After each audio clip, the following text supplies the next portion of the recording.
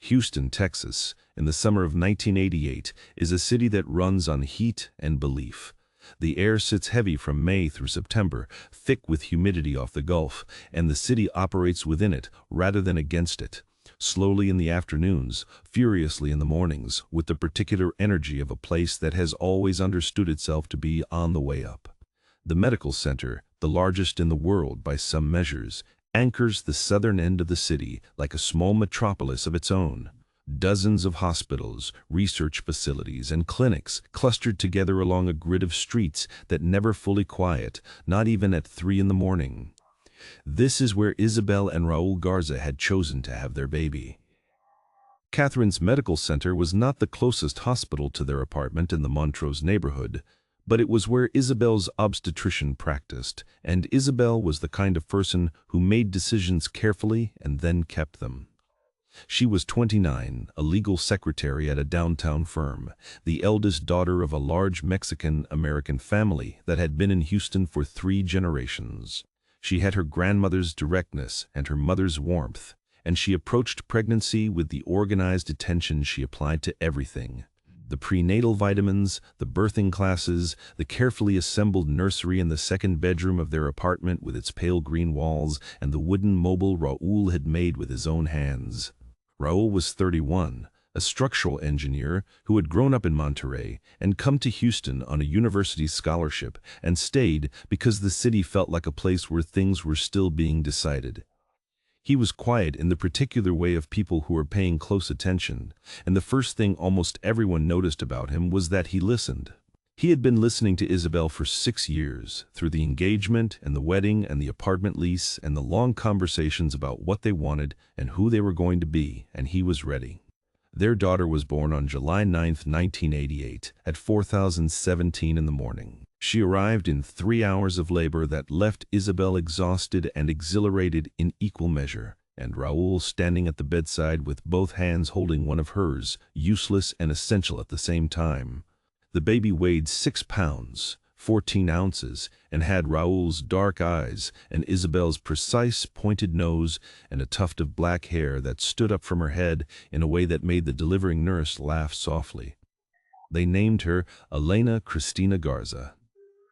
The middle name was for Isabel's grandmother, Cristina, who was 81 and who had driven herself to the hospital because she said she was not going to miss this. The first week was everything they had been told to expect and nothing they had been prepared for. They came home to the green-walled nursery and the wooden mobile and the stacks of diapers and the casseroles from Isabel's mother and the specific, intimate chaos of new parenthood.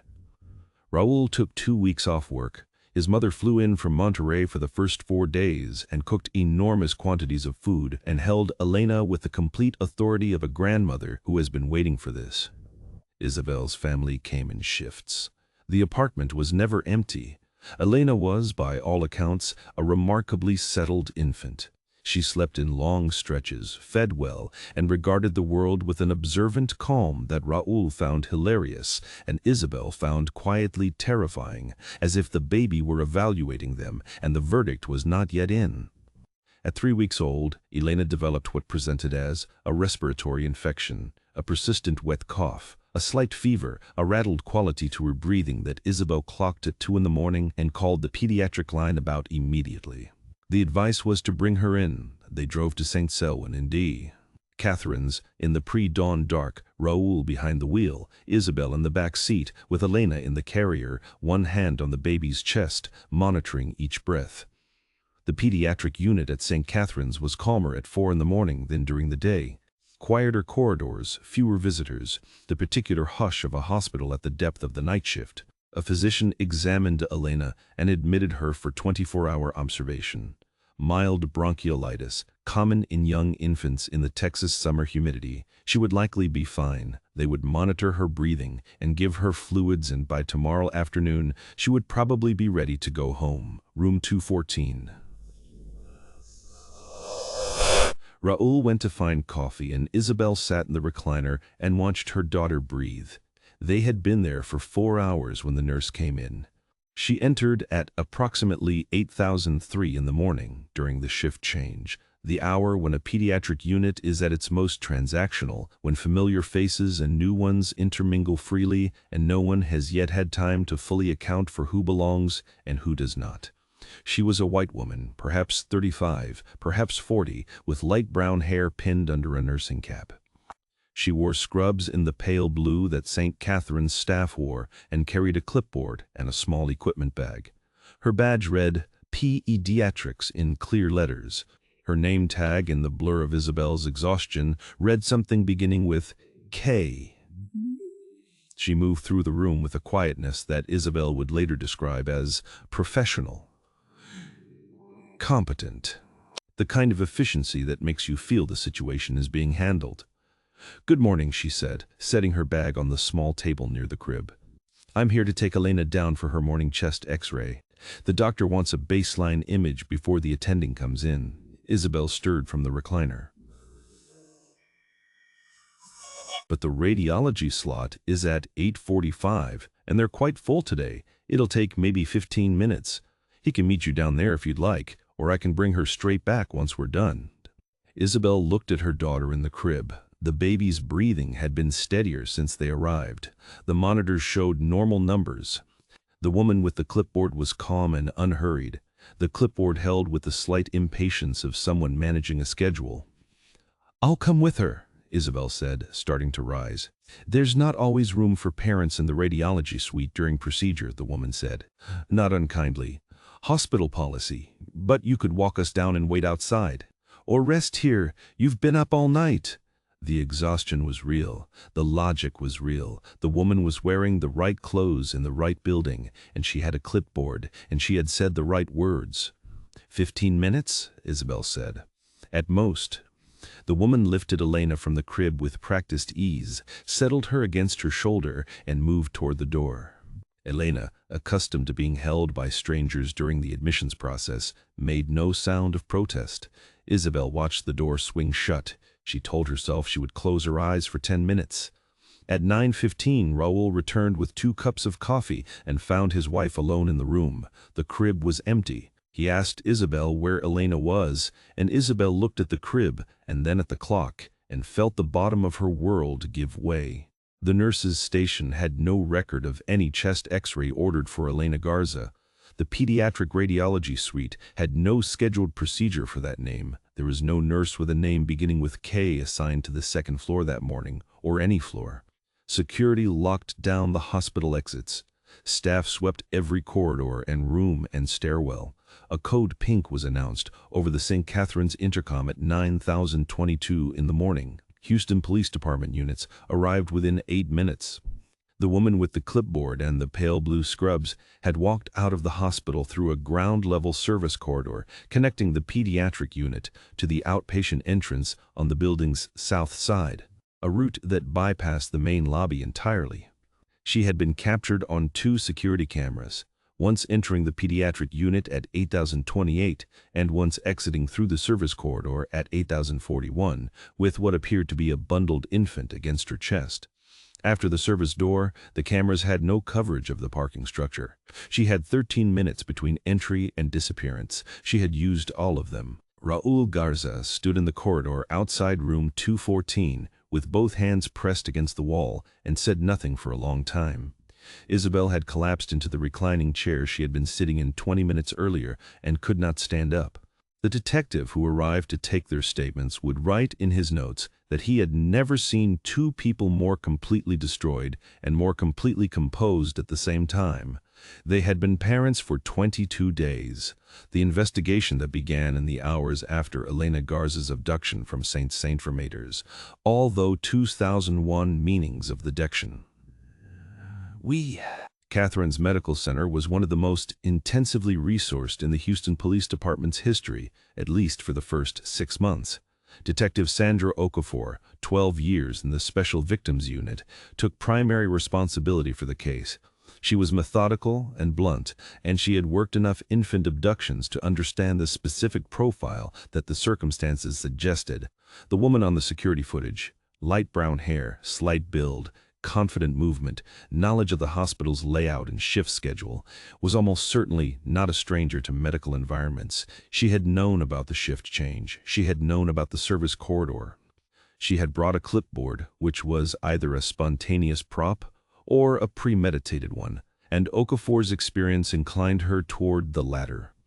"We're looking for someone with healthcare experience or a connection to someone who has it," she told Isabel and Raúl in their apartment on the second day. She knew the building. She knew when to go in. This was planned. The description went out immediately. White female, 35 to 45, light brown hair, approximately 5 feet 5 inches, medium build, last seen wearing St. Catherine's pediatric unit scrubs. An infant alert was activated across Texas and into the neighboring states of Louisiana, New Mexico, and Oklahoma. Gas stations, bus terminals, and airports received the description. The National Center for Missing and Exploited Children opened a file on Elena Garza within 24 hours. The hospital cooperated fully. Every employee record was reviewed. Every contractor, vendor, and visiting staff member who had accessed the pediatric unit in the preceding 2 weeks was identified and interviewed. Former employees, recently terminated or voluntarily departed, were tracked down. Medical supply companies that sold the specific scrub style worn by the woman were contacted. The cameras gave them a face. The image was imperfect, grainy, partially occluded by the angle of the corridor. But it was enough for a forensic sketch, which was distributed to media outlets within 48 hours. The sketch showed a woman with a plain, unremarkable face. Light eyes, hair pulled back simply. The kind of face that was professionally impossible to describe because it had been assembled from entirely average components. Tip lines opened. Within the first week, more than 1,000 calls were logged. A woman matching the description had been seen boarding a bus in San Antonio. A crying infant had been heard from an apartment in Beaumont. A gas station attendant in Beaumont remembered a woman in medical scrubs buying formula at 2 in the morning on the day of the abduction. Each lead was pursued. Each dissolved.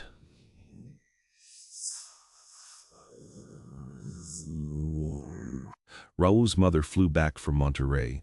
Isabel's grandmother, Cristina, who had driven herself to the hospital to witness her great-granddaughter's birth, came every day and sat in the kitchen and said very little, and was simply present, which was what was needed. In the weeks after Elena's disappearance, Isabel returned to her desk at the law firm because staying home felt like agreeing that there was nothing left to do, and she was not prepared to agree to that. She worked mechanically, organized, precise. At lunch, she called the detective. After work, she updated the website that Raúl had built in the first week. A page with Elena's photograph, the forensic sketch, the tip line number, a growing record of press appearances and search efforts. Raúl threw himself into the search infrastructure with the systematic focus of an engineer approaching a structural problem. He organized volunteer networks, coordinated with NCMEC, produced bilingual flyers in English and Spanish that were distributed through Houston's Mexican-American community with the speed that a well-connected extended family can produce. He drove to San Antonio, to Austin, to Beaumont, to every location where a credible sighting had been reported, meeting with local law enforcement and leaving new stacks of flyers. The media covered the case with the intensity that infant abductions command. The early days saturated with cameras outside St. Saint-Ignatius, Catherine's, and outside the couple's apartment building. Raúl and Isabel appearing at press conferences with the careful, controlled anguish of people managing themselves in public because the alternative was to stop managing entirely. They made a direct appeal to the woman who had taken their daughter. "You know what you did," Isabel said to the camera, looking directly into it with the steadiness of someone who has decided not to look away. "You know Elena is not yours. Please bring her home. Please let her come back to us. She needs her mother. She needs her father. We are asking you as one human being to another, please." 264 calls came in the following day. None led anywhere. By the 6-month mark, the active investigation had contracted into the pattern that all long-term cold cases eventually settle into: a smaller team, fewer resources, the file open but quiet, maintained by the persistence of a detective who had not closed it and a family who had not stopped calling. Sandra Okafor phoned Isabel every 2 weeks without exception, even when she had nothing new to report. The calls were brief and honest, and Isabel valued them more than she could express. In 1990, a woman matching the forensic sketch was identified by a former colleague at a hospital in Dallas who recognized the description from a televised anniversary segment. The woman, a licensed vocational nurse who had left her position abruptly in the summer of 1988, was located and interviewed. She had an alibi for the day of the abduction, confirmed independently. She was not the woman in the footage.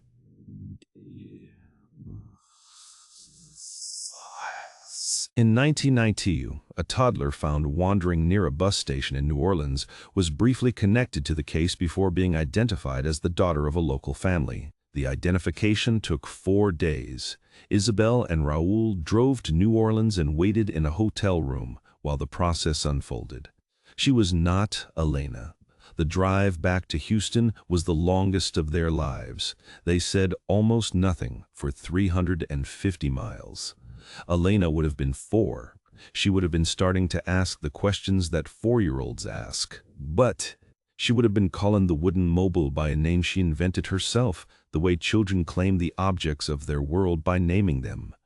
Isabel and Raúl did not have other children. This was not a decision they made formally or announced to anyone. It was a decision that made itself in the way that certain grief reshapes the landscape of what feels possible. Their marriage survived, not without fracture, not without the specific strain that sustained, unresolvable loss produces between two people who grieve differently. But it survived. They recognized these things in each other and were patient with them, because they had learned that patience was the only tool that actually worked. Detective Okafor retired in 1999, 11 years after the abduction. She handed the file to a younger detective named Marcus Webb with a briefing that lasted 2 hours and a single instruction: do not let this one go cold. He didn't. He reviewed it twice a year and called Isabel and Raúl on Elena's birthday every July.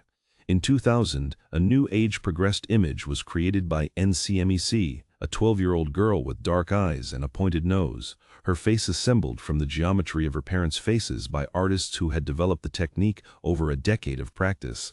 The image was distributed widely. It looked like a real child. But, yeah, it looked like someone's daughter.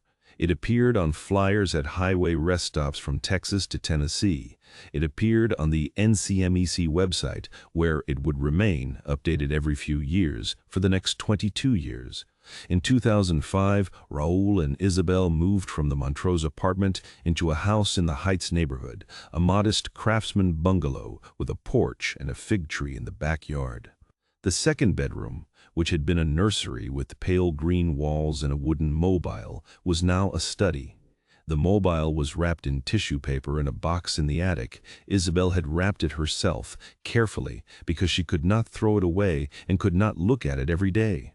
She left it in the attic because the attic was part of the house, and the house was still home, and that felt right. 2.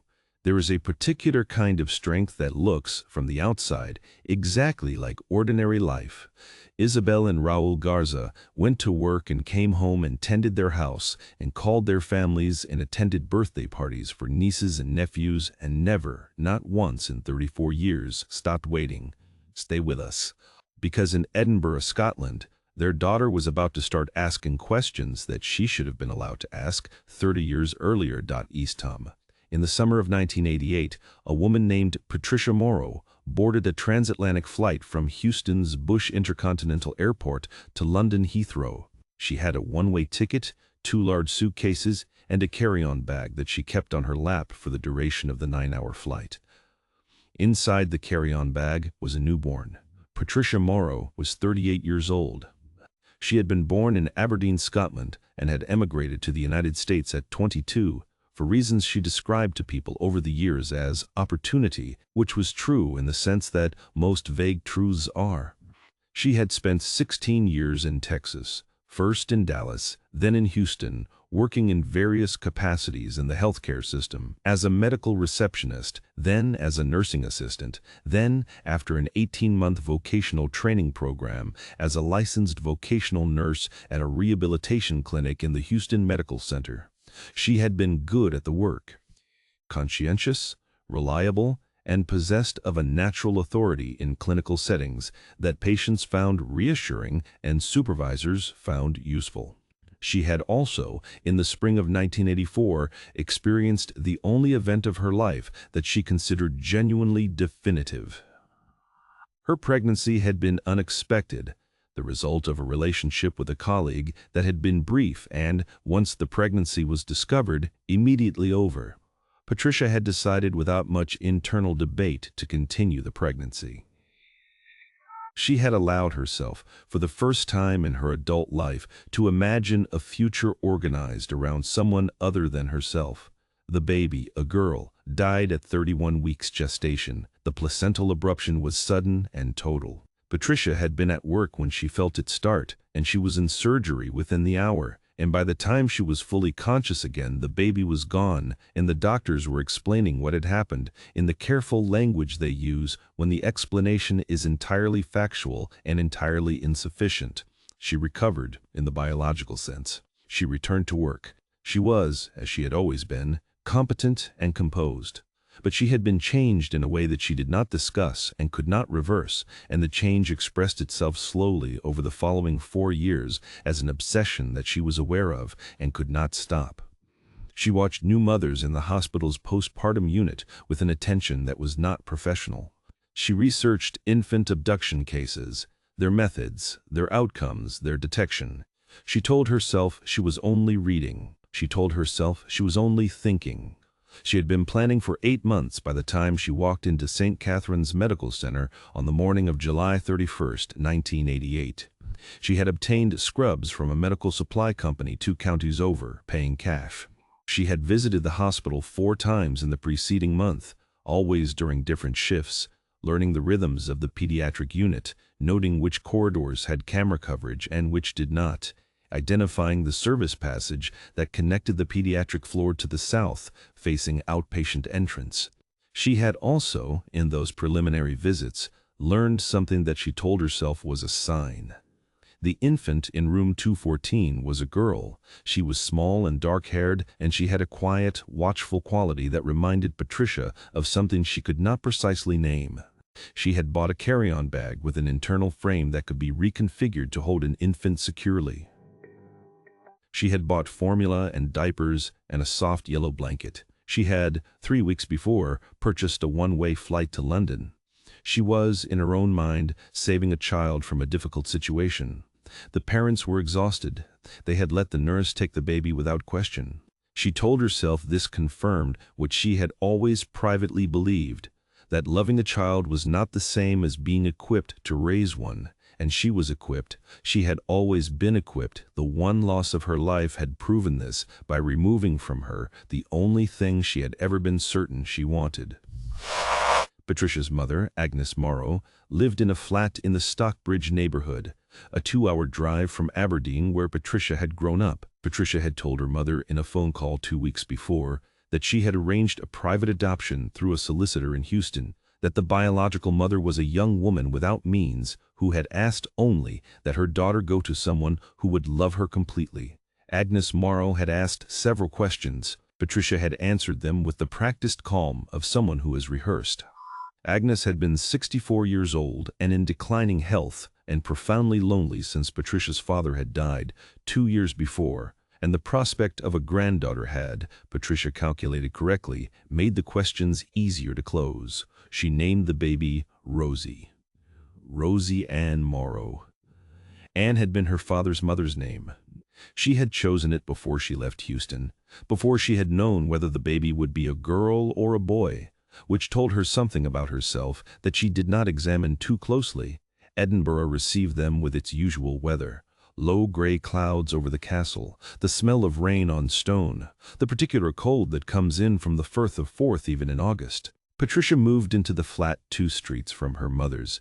enrolled in a refresher nursing course at a local college to establish herself within the Scottish healthcare system, and began the careful, daily construction of a life that would not unravel.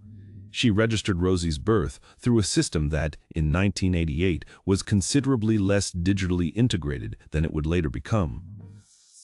She told the registrar that the birth had taken place in the United States, but that the father was unknown and the mother, herself, was a Scottish national returning home permanently. The documentation she submitted was imperfect in ways she had planned for, relying on a combination of genuine records and forged supplementary materials that would not survive serious scrutiny, but that the registrar, faced with a composed, confident woman with a Scottish accent and a healthy infant in her arms, did not subject to serious scrutiny.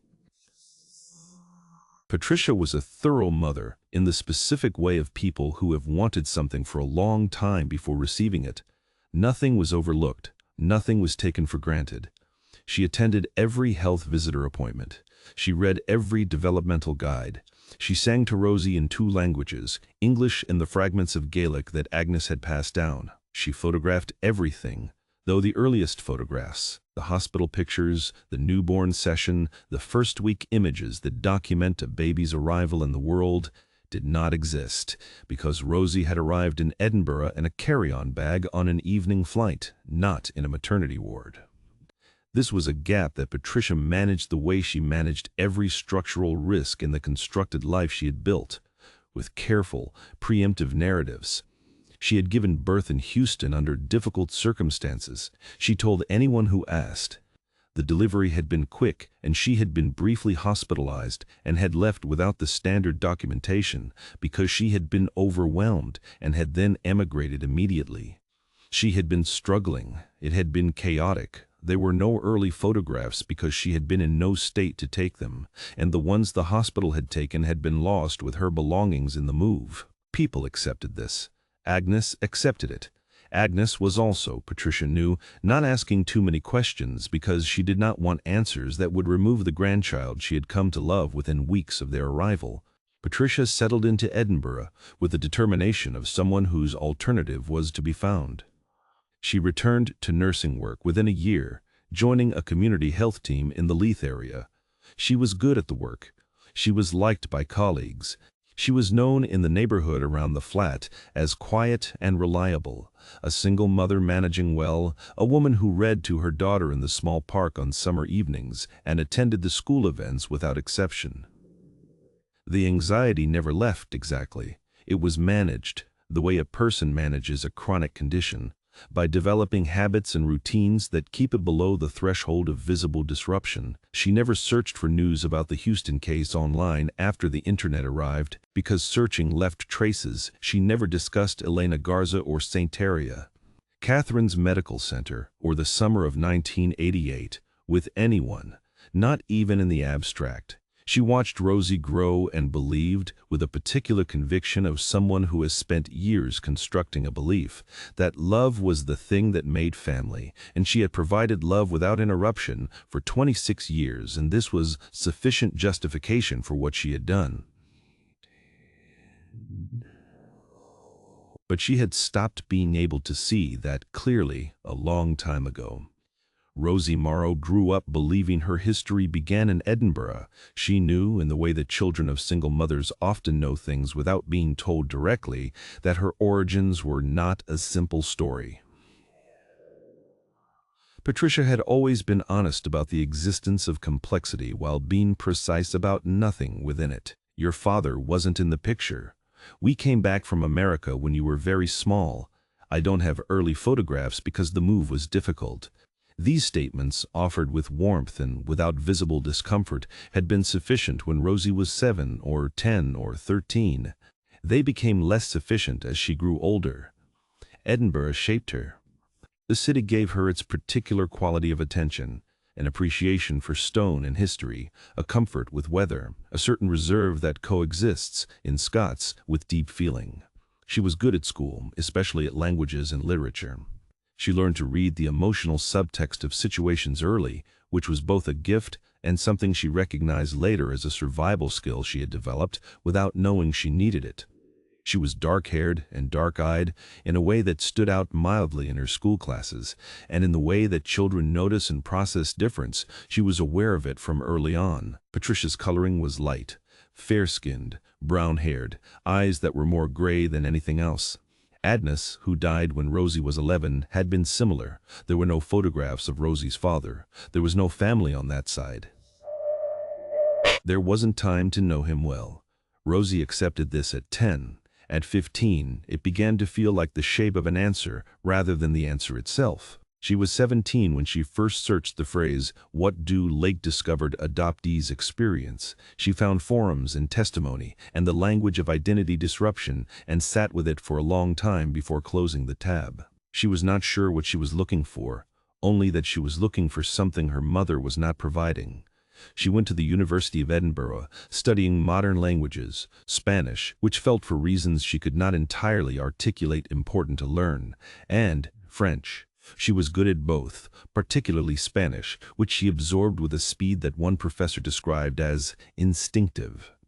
She studied in Madrid for a semester in her second year and felt, without understanding why, that she had been somewhere before that she could not remember.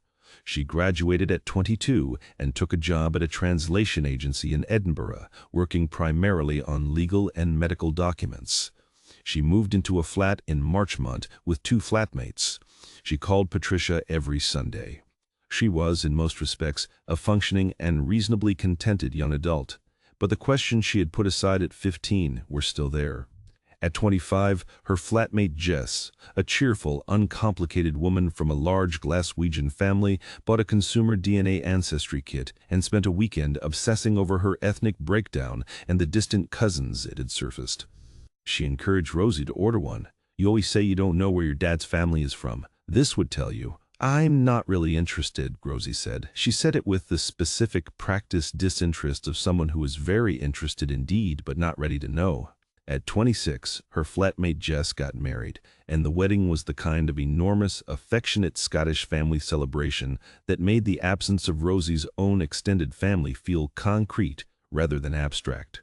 She sat at the reception and looked at Jess's parents and grandparents and aunts and cousins and felt something she could only describe later as a grief for something she had never had, which is one of the stranger kinds of grief because it has no memory to anchor it. She drove to Patricia's flat the following weekend. She asked, for the first time as an adult with the full vocabulary of an adult, about the documentation of her birth. Patricia was 66. She was healthy and still working part-time. She sat across the kitchen table from her daughter and said what she had said before. The Houston birth, the difficult circumstances, the move, the missing documentation. And Rosie listened this time with the attention of someone who has recently read extensively about the patterns of evasion and recognized them. Patricia produced it without visible hesitation, which was itself a skill she had developed. The document showed a Scottish registration issued in 1989 with the place of birth listed as Houston, Texas, United States. There was no hospital name. The father's section was blank. The mother was listed as Patricia Ann Morrow, Scottish national. "Why is there no hospital?" "I told you, it was a difficult time. The records weren't." "There's always a hospital name," Rosie said quietly, "or a registered midwife, even in 1988. Patricia's hands were still around her mug. "You've never pushed on this before," she said. "I know," Rosie said. "I'm pushing now." Patricia looked at her across the table for a long time. "I love you," she said finally. "That's the truest thing I know." Rosie drove home that evening without asking the question she had come to ask, because something in the way Patricia had answered made her understand that she was going to need more than a conversation. Rosie began searching properly in the spring of 2015, when she was 26 years old. She had the translation agency job and the Marchmont flat. And she had, in the months since the conversation with Patricia, been acquiring information in the methodical, linguistically precise way of someone who translates documents for a living, and understands that the gap between what something says and what it means is where all the important information lives. She ordered a consumer DNA ancestry kit online, paying from her own account, registering it under her own name, making no attempt at concealment because she was not yet certain she needed to conceal anything. The results arrived 3 weeks later. Her ethnicity estimate was 48% Mexican Central American, 31% Iberian, 14% Indigenous American, 7% other. Patricia Morrow's family was from the northeast of Scotland. Her father, Rosie's supposed paternal grandfather, had been a fisherman from Aberdeen. There was no Spanish heritage in the family that anyone had ever mentioned. There was certainly no Mexican or Indigenous American heritage. Patricia had said Rosie's father was Spanish or had Spanish heritage. This did not produce a 48% Mexican Central American result.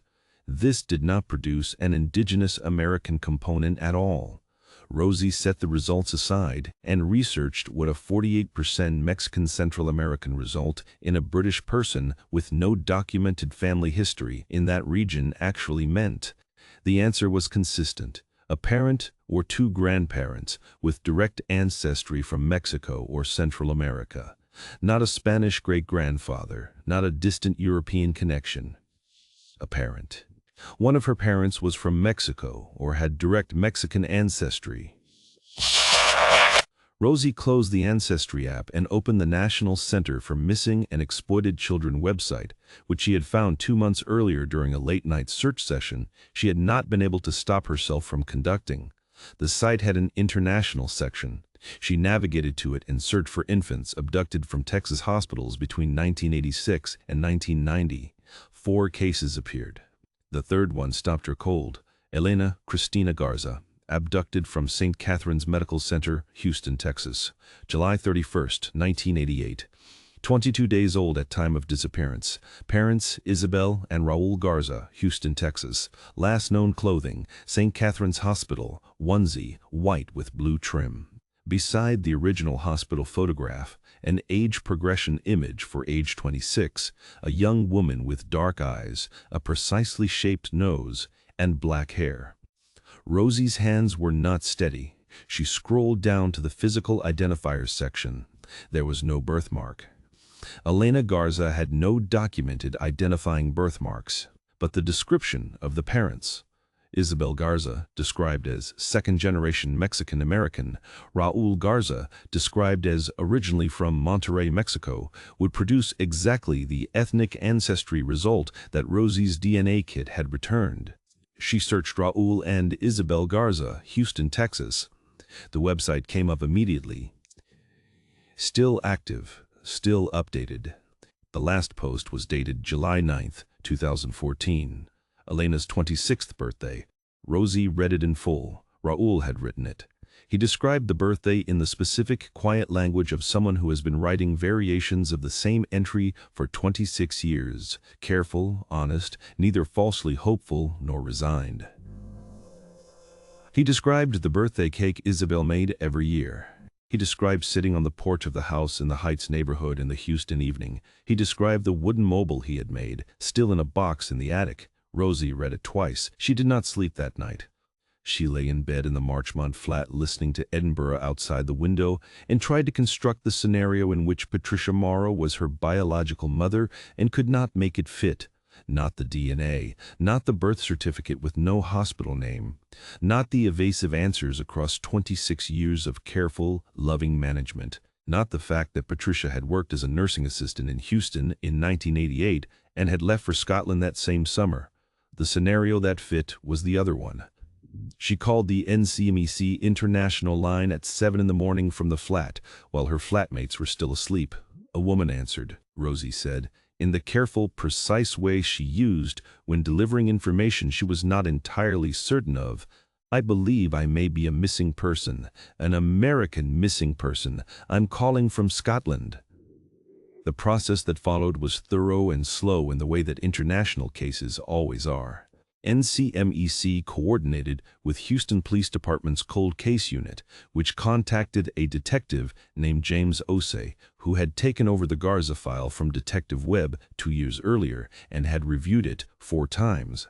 Osei contacted the Houston-based FBI field office, which had maintained federal jurisdiction over the case since 1988. A DNA cheek swab kit was mailed to a secure address Rosie arranged, a private postal box in the Newtown area. She collected the sample alone on a Tuesday morning, mailed it to a laboratory in Virginia that afternoon, and went to work translating a pharmaceutical contract and did not tell anyone what she had done. She waited 6 weeks. She found the NCMEC blog for Elena Garza, not a blog in the end, but an archived section of the main site where Isabel had posted entries since 2002. She read all of them. She read about the balloon releases. She read about the birthday cakes. She read about Isabel's grandmother, Cristina, who had lived to 93 and who had said every year until she couldn't say anything anymore that she knew her great-granddaughter was alive somewhere and would come home. She read about the wooden mobile in the attic. She also, during those 6 weeks, began paying careful attention to Patricia. She visited twice. She was warm and present, and she watched her mother move through the kitchen and the living room of the Stockbridge flat with the same attentiveness she had used all her life, and which she now understood was something she had learned because she had always known, somewhere beneath language, that she was reading a performance. Patricia was also a woman who had committed a crime that had destroyed another family, and the two things existed simultaneously without either canceling the other, and Rosie was going to have to hold both of them in her hands at the same time for the rest of her life.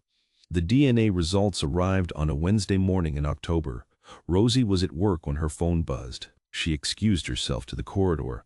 The results were unambiguous. Sample analyzed, Rosie Morrow, female, DOB, registered July 9, 1988. Comparison made against reference biological samples on file, submitted 1988, Isabel Carmen Garza and Raúl Alejandro Garza, Houston, Texas, United States. Probability of biological parentage, 99.997%, 99.997%, and sexon. Identification.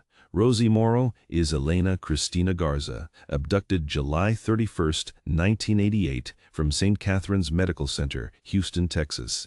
She read it in the corridor outside her office, standing very still with her back against the wall, and the building moved around her and the words stayed constant. She was Elena. She was 26 years old, and she was Elena Cristina Garza, and she had been born in Houston, Texas, to Isabel and Raúl Garza, and 22 days later a woman who had needed her in the disordered, absolute way of someone who has lost the capacity for proportion, had carried her out of a hospital in a carry-on bag and across the Atlantic Ocean, and named her Rosie. And the name had stuck to her because it was the name she had grown up being, and that was the most complicated thing about all of it. She stood in the corridor for 3 minutes. Then she went back to her desk and finished the pharmaceutical contract, because she did not know what else to do with the next 4 hours, and the contract needed finishing.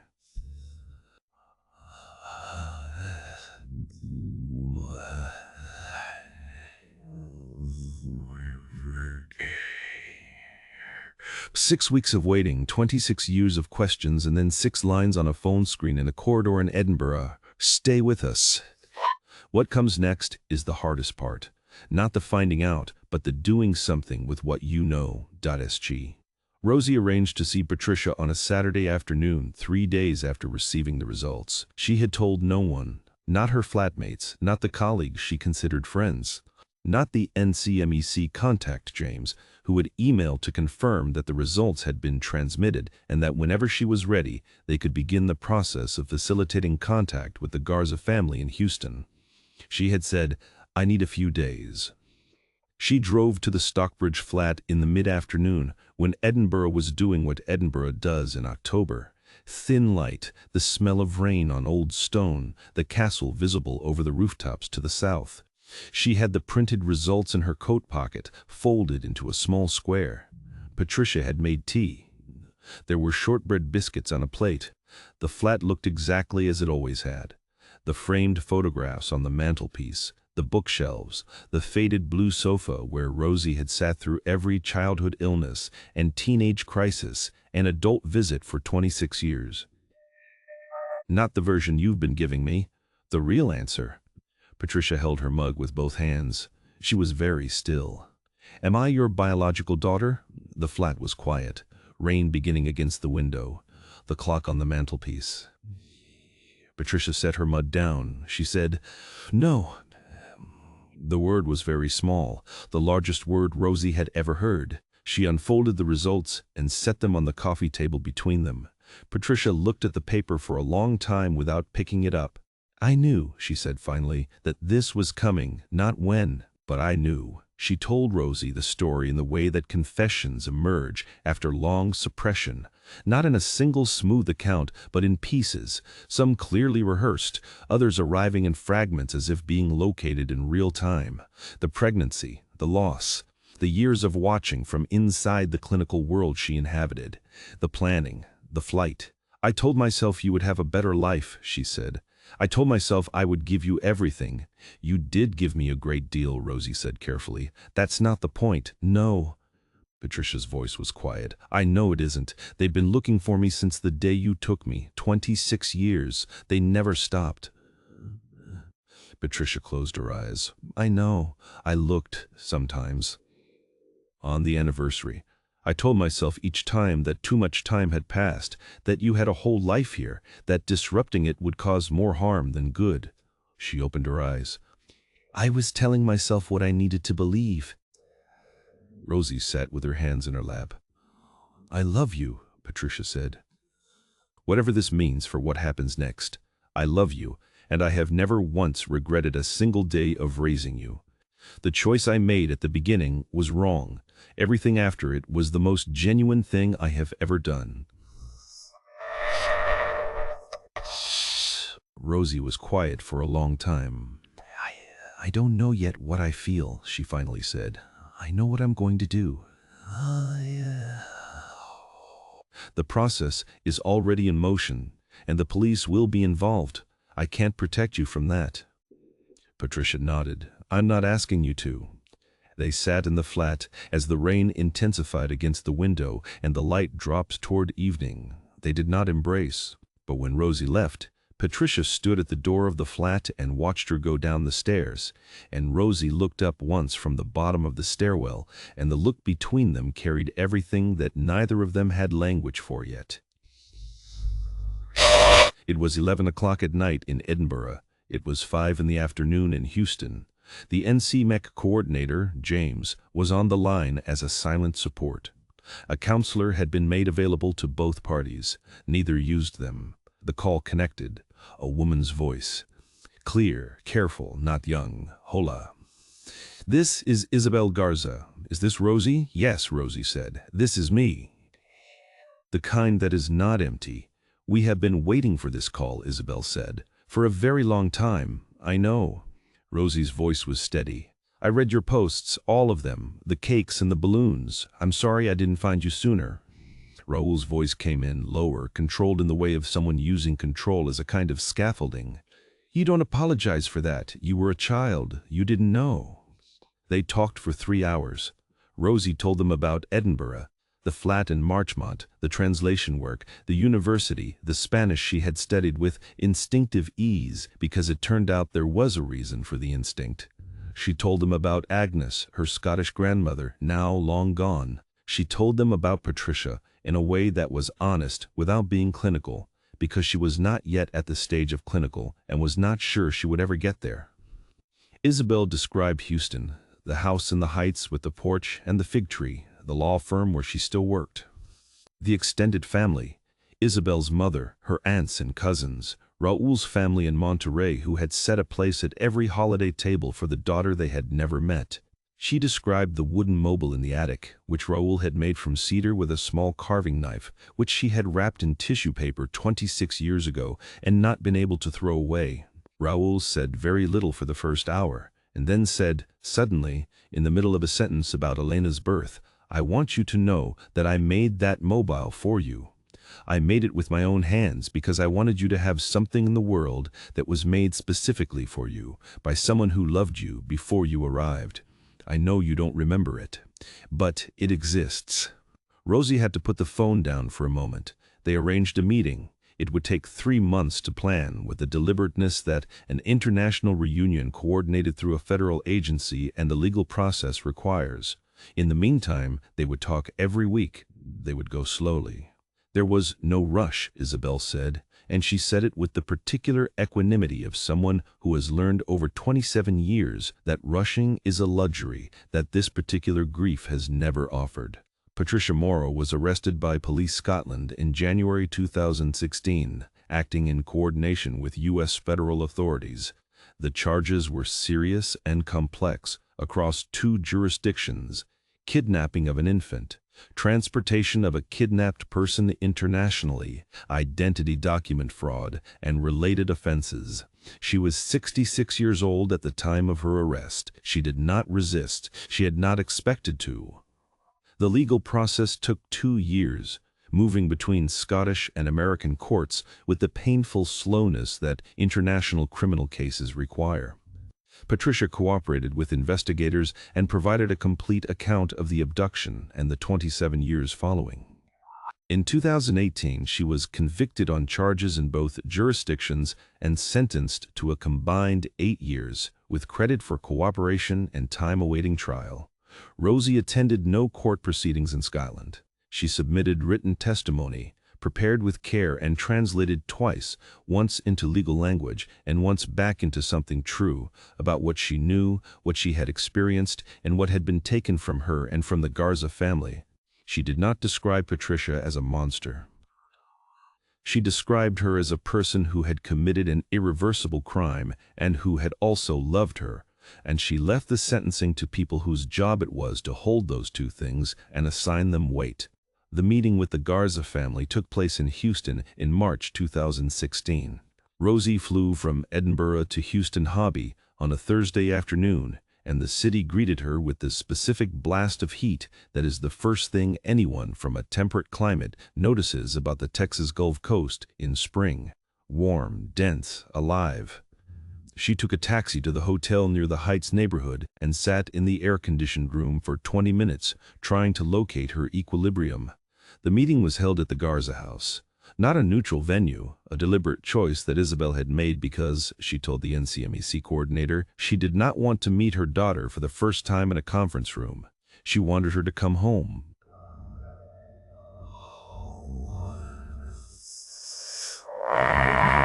Isabel, short and precise, curly hair gone almost entirely gray, her eyes already full.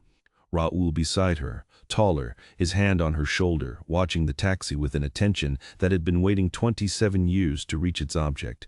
Rosie paid the driver. She got out. She stood on the sidewalk in front of the house and looked at the porch, and at the fig tree in the front yard, and at the 2 people who were her parents looking back at her from 15 feet away. Isabel came down the porch steps. She was crying, and she was not trying to stop. She crossed the yard, and she took Rosie's face in both her hands, the way Isabel's own grandmother Cristina had done with people she loved, the gesture coming down through the family without Rosie having known there was a family to inherit it from. And she looked at her daughter's face for a long moment without saying anything. Then she said, "There you are." Raúl was behind her. He put his arms around both of them, and the 3 of them stood on the front walk of the Heights house in the March afternoon, while the neighbors noticed and looked away and noticed again. Later, they went inside. Isabel had made food, an enormous quantity of food, in the way of families that express care through provision. Aunts and cousins arrived gradually over the course of the afternoon, tentative at first and then less so, and the house filled with the overlapping Spanish and English of a large family, receiving someone they had been holding a space for. An elderly aunt wept comprehensively and had to be brought a glass of water. Isabel's mother, now 80, held Rosie's hand and said nothing and did not let go for a long time. Raúl took Rosie to the attic before dinner. The box was where it had always been. He opened it and unwrapped the tissue paper carefully, and the mobile came out. A simple, beautiful thing, 8 carved cedar birds suspended from a wooden ring on lengths of fine cord, small enough to hang over a crib. He turned it in his hands, and the birds moved gently, and Rosie looked at the thing that had been made for her before she arrived in the world and had spent 27 years in a box waiting. She took it from him. He watched her hold it. "You can keep it," he said. "I know," she said. She took it back to Edinburgh. She hung it in her flat in Marchmont, near the window where the light came in on clear mornings and caught the cedar and made the birds move. It was the first thing that was from both parts of her life and belonged in both places, and this felt right in a way she did not try to analyze. She visited Houston every year after that. Isabel and Raúl visited Edinburgh. There were phone calls on Sundays and texts in Spanish when Rosie forgot herself, which was increasingly often, and photographs sent back and forth of small daily things. Raúl's garden, Isabel's grandmother's recipe reproduced in Rosie's Edinburgh kitchen, the mobile moving in the morning light. Patricia Morrow served 6 years of her 8-year sentence before being released on parole in 2024. She was 74 and in declining health. Rosie had visited her twice in prison, once in the first year, once in the fourth. The visits were quiet and strange, holding the specific tension of two people who love each other through something that cannot be forgiven quickly or completely, and who have decided to stay in contact anyway because the alternative is a severance that helps no one. After the second prison visit, driving back through the Edinburgh streets toward the flat in Marchmont, Rosie had thought about what it meant to be made from two histories, one given at birth and then taken, one constructed in its place and given with genuine love and protected with fear for 27 years. Neither canceling the other, both real, both hers. She wrote about this, eventually. Not publicly. She was not yet ready for that and might not ever be. But in a journal she kept in Spanish, which felt appropriate for reasons she understood and didn't need to explain to anyone. She wrote, "I was taken from one world and placed in another, and I grew in the second one for 26 years and became someone. And then I found the first one, and it did not erase the second one. It added to it. I don't know the word for what I am now. I don't think the word exists yet. Maybe I am the word." In the spring of 2026, Rosie Morrow, Elena Cristina Garza, is 37 years old. She lives in Edinburgh still, though she spends 3 months of every year in Houston, and her Spanish is fluent now in the specific, textured way of someone who learned a language as an adult but has access to something in it that precedes the learning. She works as a senior translator and has recently begun a training qualification in trauma-informed counseling, because she has found that the most useful thing she can do with her own experience is to learn to sit with other people's.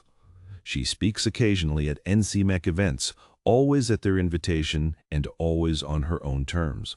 What she says, when she speaks, is not a narrative of resolution or closure.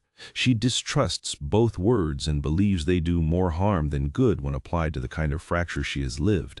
What she says instead is something closer to this. The truth, when it comes, does not fix the years that preceded it. It does not restore what was taken. What it does is give you accurate information about yourself, and accurate information is the only foundation on which anything real can be built.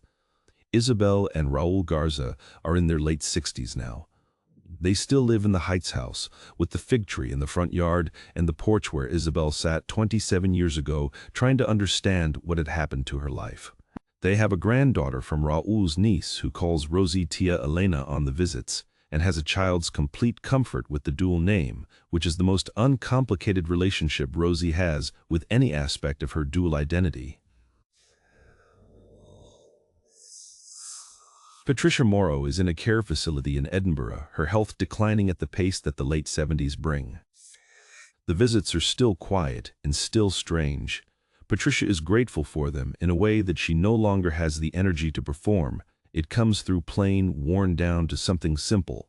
Rosie goes because going is the honest thing, and because she has learned that honesty is the only thing that keeps a fractured life from splintering further. The cedar mobile still hangs in the Marchmont flat. When the morning light comes through the window, it catches the birds and sets them turning, and they turn as they were always meant to. 8 small carved forms suspended on cord, made by a man in Houston in the summer of 1988 for a daughter he was about to meet and then not meet for 27 years. It was always there, in the sense that it was always made. It was always for her, in the sense that it was made with her in mind. She just had to find it. Some things take a long time to arrive. They arrive anyway. If you or someone you know needs support related to missing children or international infant abduction, contact the National Center for Missing and Exploited Children at 1-800-1-8-2-LOST.org. Their international division works in cooperation with law enforcement agencies in more than 100 countries. You do not have to face this alone, and the case is never too old to reopen. A phone call at 11 o'clock at night across an ocean, and a woman's voice saying, "We have been waiting for this call for a very long time. Gee, she was always Elena. She was always Rosie. She was always, in the end, coming home."